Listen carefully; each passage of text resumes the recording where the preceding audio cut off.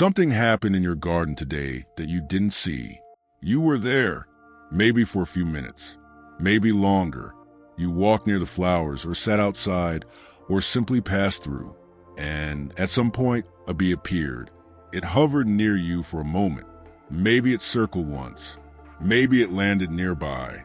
And then you left. And that is exactly when things got strange. Because in the 3 minutes after you walked away, that bee didn't simply continue its day. Something changed. Its behavior shifted. And what happened next is something most people never know about, never see, and never think to ask about. But once you understand it, you will never walk away from a garden the same way again. Most people think of bees as simple creatures. They arrive, they find flowers, they leave. The interaction feels random, almost accidental. A bee appears near your hand, and you move away. A bee circles your drink, and you wave it off. And then it's over. Forgotten within seconds, a small moment that meant nothing, except it wasn't nothing. Because the moment you walked away, that bee was already doing something you couldn't see. Something quiet, invisible, and far more deliberate than anything most people imagine when they think about a bee moving through a garden. And to understand what was happening, you have to step inside a world most humans never enter. A world built entirely on information. Bees do not experience the world the way humans do. They do not wander. They do not drift randomly from flower to flower, living one disconnected moment after another. Every trip outside the hive has a purpose. Every second in the outside world is spent collecting something. Temperature, wind direction, light quality, flower density, water sources, predators, changes in the environment, and movement, especially movement. Because in a bee's world, movement is one of the most important signals that exists. Movement means food. Movement means danger. Movement means something in the environment has changed, and that change needs to be understood. And you are one of the largest moving objects a bee will ever encounter. Think about that for a moment. To a bee, you're not a person. You're not a name or a face or a story. You are a massive, unpredictable, constantly shifting object moving through its environment. You breathe, you shift your weight. Your clothes move in the wind. Your skin reflects light differently depending on how you turn. Your hands gesture. Your shadow moves across the ground. To a bee, you are an event, and bees pay attention to events. This is where something starts to feel slightly uncomfortable, because most people assume bees are barely aware of them, that a bee's attention is on flowers, on nectar, on the hive. And most of the time that's true. Most of the time you are background noise. But sometimes something changes. Sometimes a bee stops what it's doing and turns its attention to you specifically. And when that happens, something very particular begins. The bee starts reading you, not the way another human would, not with curiosity or emotion or recognition in the way you recognize another person's face, but with something perhaps more unsettling than that. Pure information processing. Systematic, fast, efficient.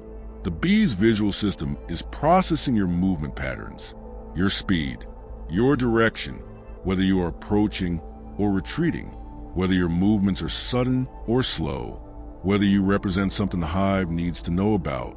And in those final seconds before you walked away, the bee made a decision. What it decided is something scientists have only recently begun to fully understand. And once you hear it, the garden outside your window will feel like a very different place. Here is something almost nobody thinks about when they watch a bee fly away. Where is it going? The obvious answer is back to the flowers, back to the hive, back to its day. But the real answer is far stranger than that. Because a bee that has just encountered something significant doesn't simply continue its route. It carries something back with it, not just nectar, not just pollen. Something invisible, something that travels faster than the bee itself, something the hive is waiting for, information. And the system bees use to share that information is one of the most extraordinary things that has ever been discovered in the natural world. For most of human history, scientists believe bee communication was simple. A bee finds flowers. Others smell the nectar on its body. They follow the scent. Instinct biology, nothing more. Simple, explainable, unremarkable. Then researchers began watching more carefully, and what they saw destroyed that explanation completely. A single bee would leave the hive, travel an enormous distance, find a food source, return home, and then within minutes, dozens of other bees would fly directly to that same location. Not approximately, not in the general area, precisely, the exact flowers, the exact field, sometimes over a mile away in the correct direction at the correct distance, as though someone had drawn them a map, except no map existed. What existed was something stranger, something happening inside the darkness of the hive, invisible to human eyes, that scientists watched for years before they finally understood what they were seeing. A bee returns to the hive, and it begins to move, not randomly, not nervously, with extraordinary precision. It performs a pattern, a figure 8, a vibrating run along the honeycomb, a sequence of movements so specific, so deliberate, that other bees immediately cluster around it, following every detail with intense focus. The angle of the movement encodes the direction of the sun. The duration encodes the distance. The intensity encodes the quality of what was found. A richer source creates a more energetic dance, a more urgent message, a stronger signal rippling outward through the colony. Scientists called it the waggle dance, but that name almost trivializes what it actually is. Because what a bee is doing in that darkness, on that honeycomb, is transmitting a precise navigational coordinate to thousands of other individuals who will use that information to travel somewhere they have never been, without words, without maps, without anything humans would recognize as language. And this is where something deeply strange begins. Because if bees communicate the location of flowers, they also communicate something else. Something researchers discovered only when they started asking a different question. What happens when a bee encounters something that isn't a flower? What happens when a bee encounters something dangerous? Something unusual? Something large and unpredictable moving through its environment? What happens when a bee encounters you? The answer begins with something you can't see, can't smell, and probably never think about. But the bees around you are acutely aware of it every single moment you are near them. Your chemical signature. Every human being releases a continuous stream of invisible chemical information into the air around them. The compounds in your skin, the products you use, the carbon dioxide from your breath, the slight changes in your body temperature, the specific biochemical signals that make you, at a molecular level, different from every other human being alive. To a human, this information is completely invisible.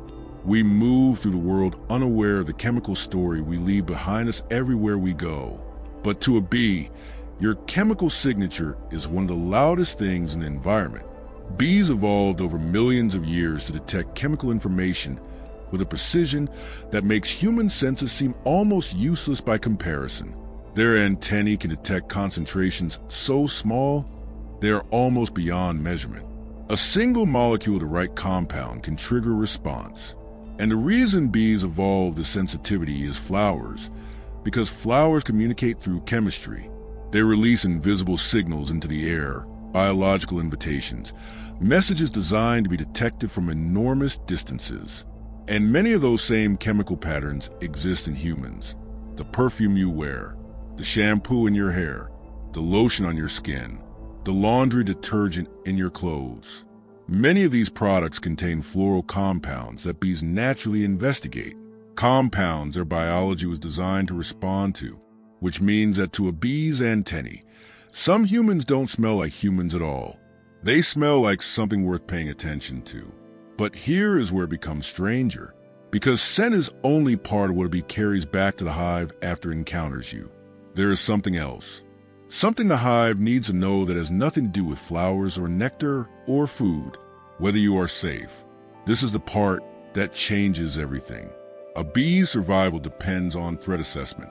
Every moment outside the hive carries risk. Predators exist. Danger is real. And bees evolved a system for communicating danger that operates at a speed most people find difficult to believe. It begins with a single chemical signal. When a bee perceives a threat or experiences something alarming, it releases a compound called alarm pheromone, an invisible chemical broadcast that spreads through the air at remarkable speed. And this signal does something extraordinary. It doesn't just warn nearby bees. It changes them. It shifts their physiology, their alertness, their readiness to respond. A bee that detects alarm pheromone becomes a different bee within seconds. More alert, more reactive, more prepared. And the signal spreads. One bee becomes two becomes 10, 10 becomes hundreds, all of them shifting into a heightened state of awareness, all responding to an invisible message that originated from a single moment of alarm, a moment that may have been you. Think about the last time you moved suddenly near a bee, or swatted at one, or walked quickly through a space where bees were foraging. In that moment, you may have triggered something you never saw, an invisible signal broadcasting outward through the garden, reaching other bees you didn't even notice, changing their behavior in ways that had nothing to do with what they were originally doing. And somewhere in that signal, information about you was moving. Not your name, not your face, not your intention, but your movement patterns, your chemical signature, your behavior, whether you felt like safety or danger, whether the space around you was worth approaching or worth avoiding. And that information was going somewhere. Here's the part that most people never think about. The bees in your garden are not individuals. Not really. The bee hovering near your window, and the bee near your flowers, and the bee that just flew over your fence are not three separate creatures living three separate lives. They are three nodes in a single distributed intelligence. Three receivers and transmitters in a living network that stretches from your garden back to a central system that never sleeps, never stops processing, and never forgets useful information. The hive. And the hive does something that no single bee can do alone. It remembers. Not the way humans remember. Not with nostalgia or emotion, but with something perhaps more powerful than that. Collective precision. The hive accumulates information from hundreds of foraging bees simultaneously, integrating reports from different directions, different distances, different environmental conditions, building a constantly updated picture of everything worth knowing about the world surrounding it, including the humans moving through that world. Researchers studying hive behavior discovered something that shifted their understanding of bee intelligence entirely. When foraging bees returned to a hive after encountering unusual activity near humans, something in the hive's collective behavior changed. Not dramatically, not obviously, but measurably. The pattern of outgoing foragers shifted.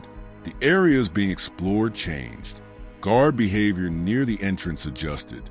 The hive had received a report, and it had responded. This is the moment when the garden outside your window starts to feel different, because those bees are not simply flying around your flowers for their own reasons, disconnected from you, indifferent to your presence. They are part of a system that is actively building a picture of the world around your home, and you are part of that picture. The flowers you grow, the paths you walk, the times you appear outside, the way you move, the scent you carry, all of it feeding into something larger than any individual bee.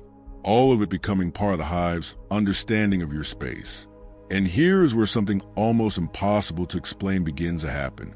Because sometimes the information the hive accumulates about a specific human or a specific location reaches a kind of threshold, a point where enough data has been collected, enough patterns have been registered, enough reports have come back with similar information that the hive's behavior around that person or place begins to feel deliberate.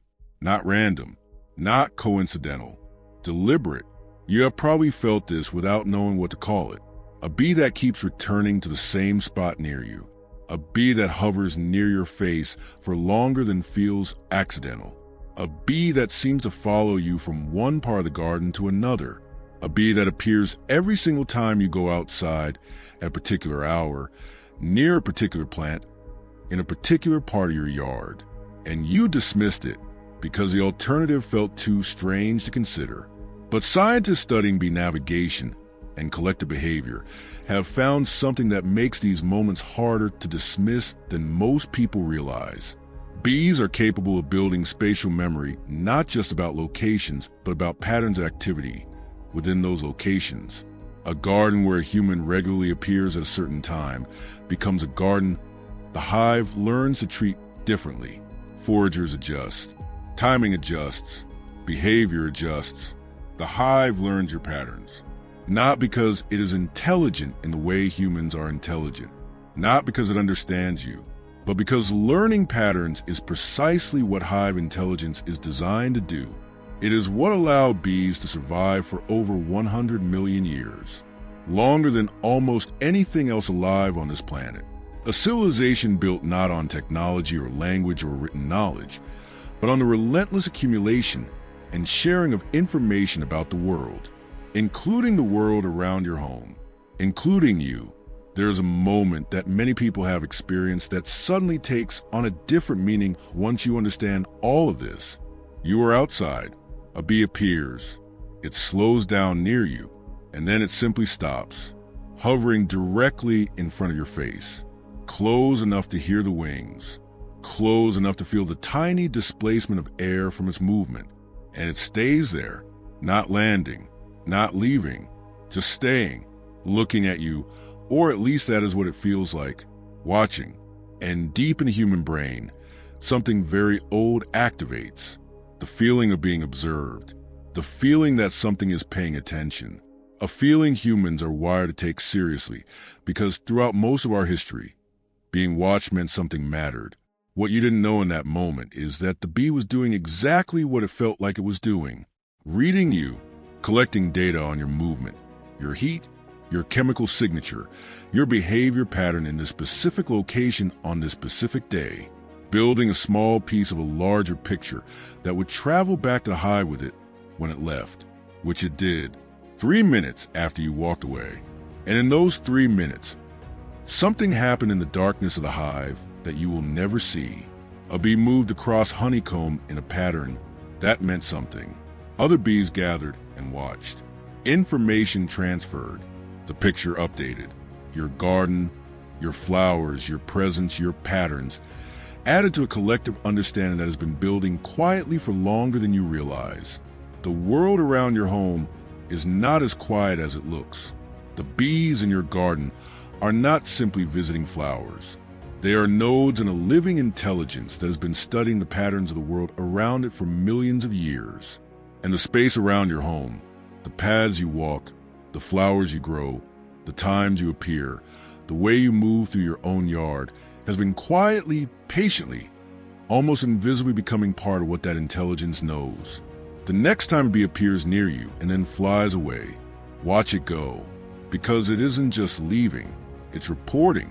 And somewhere in that report is something about you, what it carries back about the humans in its environment, what the hive does with that information, and whether any of it ever changes how a colony behaves around a specific person.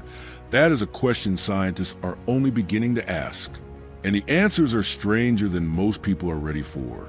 Subscribe to the Bee Mind, because the next video goes somewhere most people never expect. And it starts with something happening right now in a hive near your home that involves you more than you realize.